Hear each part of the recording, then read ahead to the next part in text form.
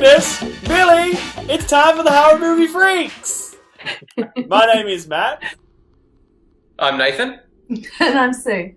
And in this episode, we're going to be looking at the 1974 festive horror classic Black Christmas, also known as Silent Night, Evil Night, and Stranger in the House. The film was directed by Bob Clark and has become a huge cult classic that's been credited as one of the first slasher films. So, let's get into it. And Nathan, have you seen this movie before? I think I've seen bits of it a long time ago, but this is the first time I've watched it all the way through. Oh, okay. Yeah, so really, really fresh eyes. So how about you? You've seen it a couple of times, haven't you? The first time that we saw this, we were at Nathan's house. Do you Really? remember that? At was Nathan's mum and dad's house? Yeah, it was at Nathan's house. Nathan had passed out asleep because it was 4:30 in the morning No or wonder something. I don't remember. Yeah, you were on the couch and you were sort of oh, what? Occasionally. And me and you sat on the floor, like this on the floor, watching it on TV. And just seeing, we'll just pop on this silly little slasher and then going, oh, this is really scary. I love this movie. I think it's a classic. I agree that it should be a cult classic. This is before Halloween, before Friday the 13th. This is one of the first. Okay. I didn't realise that. I no, because they were at the beginning. I thought, oh, they're just ripping off Halloween, but it was the other way around. Yeah, so this is 1974, so it's a few years before Halloween. It's more that John Carpenter borrowed from this film. Because it was The Canadian. point of view stuff, especially. Yeah. So let's get into it. What do we think of the production? Sue, do you want to take it away? I mean, you got to take into account that it was this director. I think he'd only done 2 films before and had kind of sunk without much attention paid. So I think he was dealing with a pretty low budget, and I'm pretty sure that he used most of it on the cast to get some names in there. So production values wise, it was, set in a sorority, so it's not like it has to be super flash looking. So it was appropriate for the film, but I guess the values weren't exactly there. I felt like it was one of those straight-to-TV sort of production values. Like, it had that sort of kind of basic, but I still thought there was he worked with what he had, and I thought that he did a good job at what he obviously had a low budget, and he did well out of that. Basic's a good word. It wasn't stylized like we've kind of come to expect, but it was basic, and like you said, this was before the other films, so he didn't have a rule book, he was writing it at the time sort of thing, so he didn't necessarily have to tick any boxes, he just had to scare you. Nathan, was there any standouts for you in the production? Camera work wise, a little bit not too polished, but at the same time not particularly bad either. It was good. Oh, there wasn't much in the way of effects, which we tend to expect from other horror movies, especially slasher ones. Yeah, not much blood. Bodies popping out of cupboards and that sort of thing, but there wasn't the blood really much of that. Yeah, there wasn't really much gore. No, but the blood that you could see did kind of look a bit like paint. Yeah, it wasn't that realistic. You didn't need the gore because the other stuff was so creepy. But when he did decide, I better show a gory bit, you were like, man, not so good. With them posed on the bed in the blood, and I'm like, I can't really see any sort of entry wounds. Yeah. And same with the cop, when the cop had that sort of neck wound. It's that looks like lipstick or something. Yes, it did. It almost looked a bit student film school type effect. Yeah. Yes. But I thought the director, this was one of the first films that used the point of view of the killer. So, I mean, that was really clever. I also thought that he did use shadows quite effectively, with the killer sort of hiding in the shadows, or the supposed killer being lit from behind so you couldn't see who it actually was. Yeah, and silhouettes on windows and things like that. Yeah.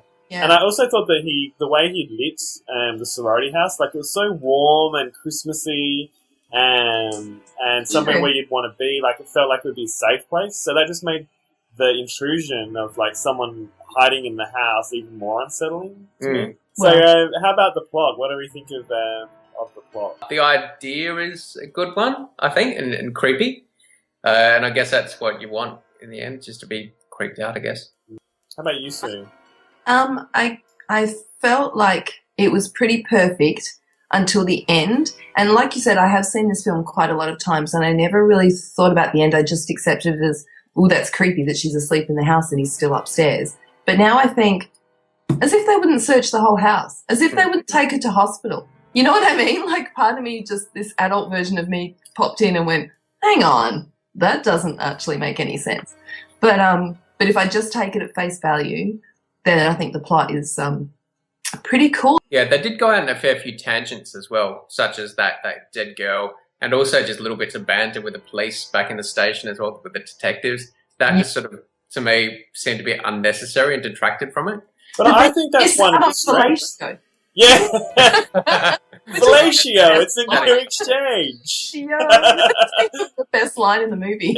But I thought the whole humour, while maybe, the whole Mrs. Mac looking for the B for boobs, all of that sort of humour may have been unnecessary, but I think it added a different layer. And then when you do have, the sicko ringing and making weird calls, it makes you even more uneasy. Especially with the first phone call as well. That was quite shocking to hear what he says, which is not the C word by today's standards, let alone back then. Yeah, exactly. The phone calls were actually really effective because they were completely nonsensical, which just added to that confusion and unease and I don't know who this is or what he wants. Yeah, exactly. And the eye through the door hinge. Freaking heck, that's like one of the creepiest things I've ever seen in film. That's like iconic.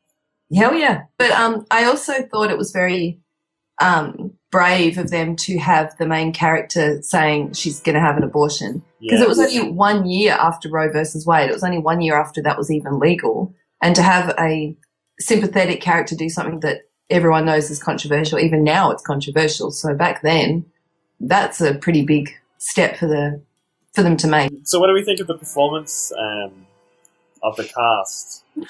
Margot Kidder. I love Margot Kidder. She's great. She's so awesome. That film would not be, I love that film, but without her, I don't know if I would like it half as much. Margot Kidder brings this whole other layer that's unspoken, that she's kind of a sad character. She's obviously a bit of a, hiding a lot behind being a bitch. Yeah, agreed.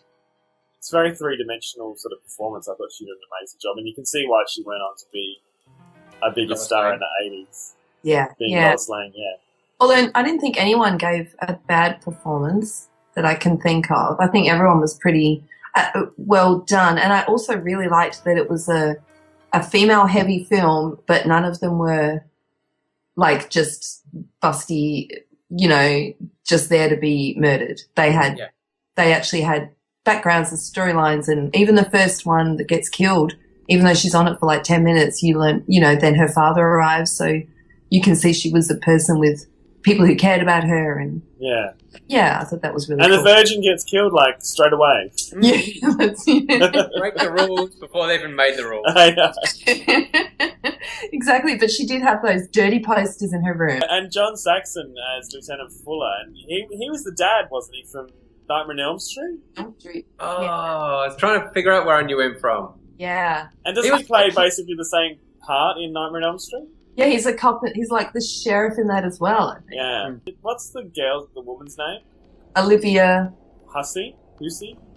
I thought she was really good. At first she started off a little bit annoying, and I thought she was going to be this good girl character, but then she got fleshed out and had a bit more to work with, and I thought she was pretty good, actually. She carried the film admirably. And the scene when she sees the bodies and the eye and the hinge and then pushes him and runs down and he grabs her and pulls her hair. Yeah. She does a great scream. I'm like, that's what I want from Jamie Lee Curtis. Exactly. I thought she did a good job, and she was right for horror.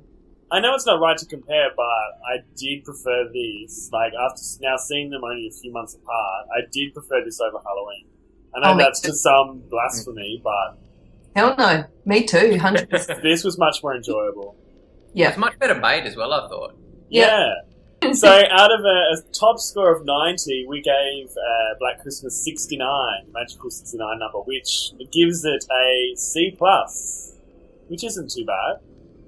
Although, frankly, I think it should score higher. I know. I don't know how that ended up with a C+, but I think it should have been an A in my book. Well, I don't know about it. Especially, well, I definitely would have given it, B plus, A minus, mainly because apart from being entertaining and scary as hell, like I forgot this is one of the few horrors that actually does scare me. Like I had to watch something else afterwards, and not many horrors actually freak me out, but that one does. But it also set the tone for so many films afterwards. So just for that fact alone, it's a classic. So it's a big fat C+ for classic.